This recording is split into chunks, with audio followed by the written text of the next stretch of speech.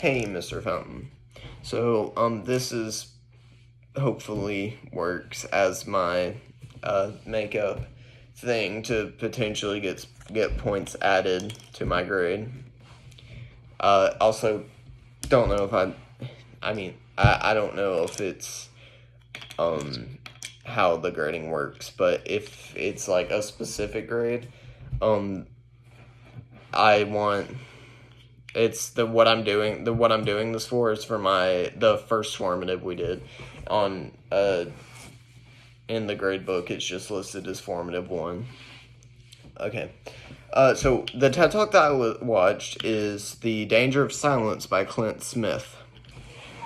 And he talks about why using our voice is important and why we shouldn't ever give that up. Like in The Little Mermaid. He starts off with a quote by Dr. Martin Luther King Jr. And the quote goes, "In the end, we will remember not the words of our enemy, but the silence of our friends." End quote. And so it it means like, well, remember you're going to remember everything if it's that important, but it's you remember what your friends, not what they say, but what they didn't, or like what they say they were going to do, and then what they actually did. And every day, he goes on to say, every day we see the consequences of silence in the form of violence, discrimination, genocide, and war, which is, thinking about it, I think it's like how we, instead of talking things out and using our voice as people, we just let things, and we let everything go downhill like that. So he's a teacher, and personally, he works by himself, and he does this with students. He works to fill silence, to recognize what it really is, to name it, and understand that it isn't really shame, but fear in a way. And he teaches his students to read critically, write consciously, speak clearly, and tell their truth. So he teaches people these principles and to live it theirself. And so like that works in his classroom, and that differs from how he was taught because like he was taught, because he went to a Catholic school and was raised very Catholic, that the most meaningful thing you could do is to give something up or give it to somebody else. And so he lived his early life like this, or he explains that he lived his early life like this until he was probably old enough to, probably around 18, honestly. And he would give up like material wealth and just a bunch of things, and eventually he got to the point where he believed that the most meaningful thing you could give up and not use is your voice. And over time he realized how wrong he was, but it wasn't when he decided to, because of what he was taught. That wasn't when he really gave up his voice. He gave up his voice when he told people what they wanted to hear instead of what they needed to hear. So how he explains it is, there was a man, he's a homeless guy, and he was on a route that Clint Smith took very frequently. And so he would see, and he never talked to him, he never gave him donated anything, but he went on and he said that he would see people insulting, harming this man physically or mentally, and over time, the more he saw this and the more he didn't do anything, he saw this injustice in the world. And wasn't doing anything about it. He felt guilty. and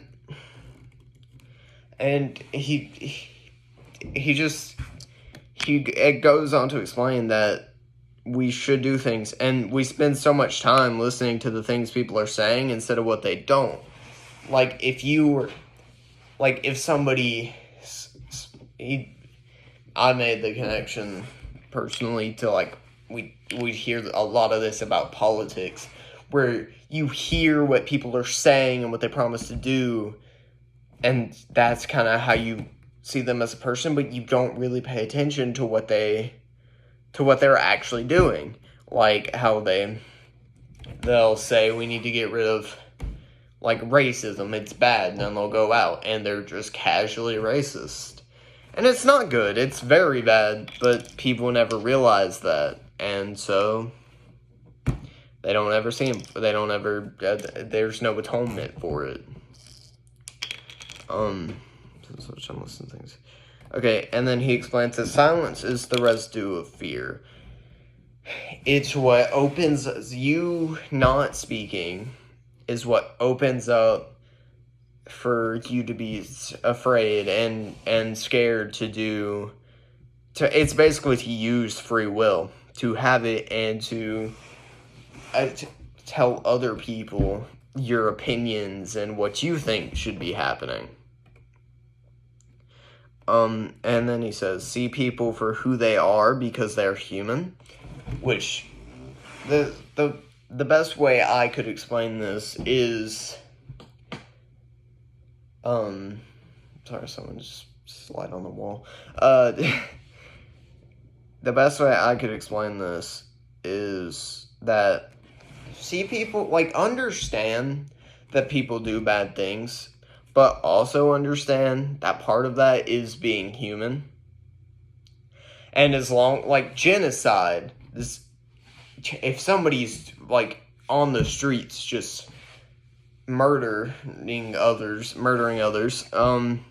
maybe do something. But if you see somebody, like, trip another person accidentally, or I guess even on purpose in some instances, that's not something you should judge them too harshly for, because it's maybe not on purpose, but, like, accidentally, they're human, it happens, they move on, and then stand up for others. He says to stand up for others, and he goes on to talk about, like, how he should have done something to help the homeless guy he couldn't really go anywhere, but people in that area were just rude to him, and he walked by every day and didn't do anything. And the last point that he makes in the TED Talk is, who needs a soapbox when all you've ever needed is your voice? And this goes back to the power of your voice. So what he means by who needs a soapbox is, okay, so a soapbox is like when somebody uses a small, like, wooden crate or something to stand on and then talk to a large public. And it's like a psychological thing, as if you want people to listen to you, you need to be physically higher than them. You need to stand on greater ground. So it's very common for somebody to pull up a box and stand on it and then start. But all you need to really have that power and have people listen to you and understand what you're saying is your voice. If you speak affirmatively and you speak correctly and for the right thing, people will listen. And now for the analysis. Okay, so I really like this speech. It shows the power of the voice and the danger of losing it. Talking is a large part of what makes you human and what allows you to have an opinion that matters. And also it's what gives you a conscience, if you think about it. Like, if you couldn't talk and you didn't, how would you make decisions and how would you think?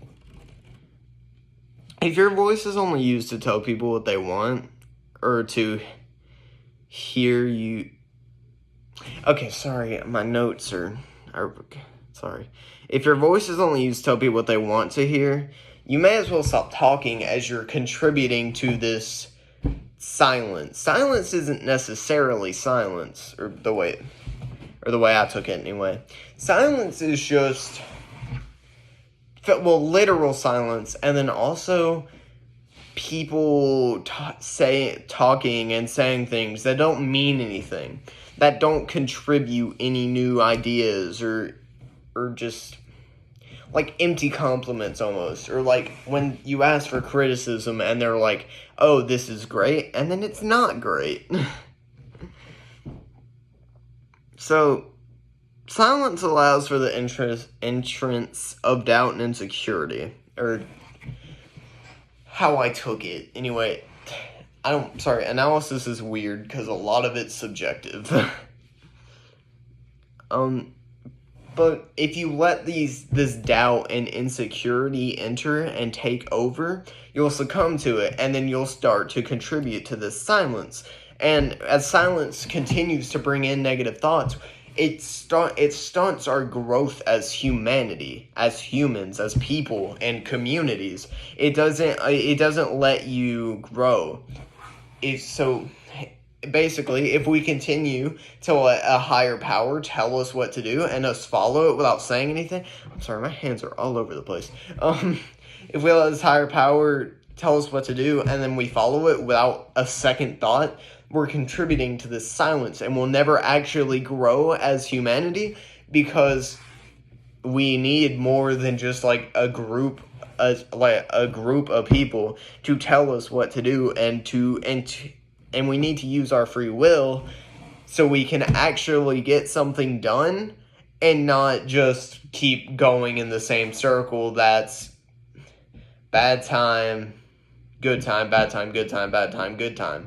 It's all throughout history, it's how it's happened. There's a golden age and there's a dark age, a golden age and then a dark age. And it's how we're continuing to do things or part of the reason is because nobody speaks out. Nobody actually does anything to stop the higher power just telling everybody what to do. I don't know. Me personally, I don't.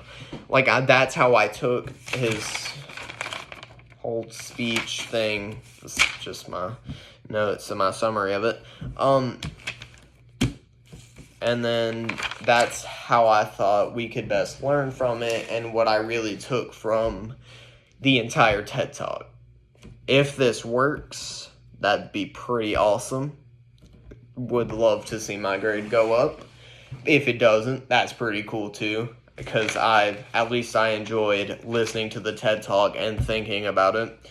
And I know on the syllabus it says we'll have a discussion, so if you have any questions or anything you want, I would say add, but that's not really how an assignment like this works. So yeah, I guess if you have any questions, email them, I suppose, and I'll answer them as soon as I see them. But hopefully that's pretty soon after you email them. And if you'll take this as the assignment, and I do get the points for doing it, thank you, and have a great day.